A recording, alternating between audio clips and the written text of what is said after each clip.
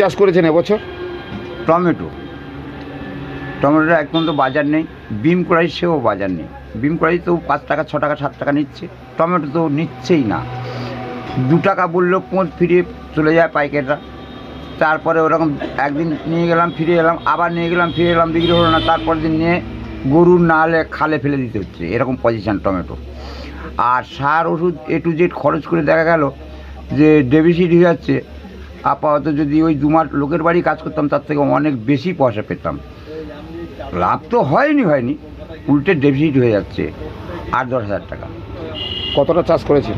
আমি চাষ করেছি 2000 চারা।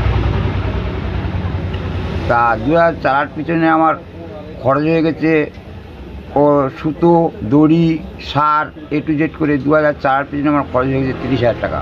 আমার টমেটো বিক্রি হয়েছে মাত্র 5,500 টাকা। আর হওয়ার সম্ভাবনা নেই, কেন সব পেকে যাচ্ছে আর কেউ নিচ্ছে না। আর তোলা বন্ধ করেছি, বাগানে টমেটো পেকে ঝুলে আছে। এখন কি করবেন? এখন ওই উড়িয়ে দিয়ে যাক ওই নোটে দানা, না হলে কলমি শাকের দানার পানা ছড়িয়ে দিয়ে যাক, চাষির লোক যাও, কিছু করে খেতে হবে। তাই সেই চিন্তা ভাবনায় আছি। এটা কোন জায়গা?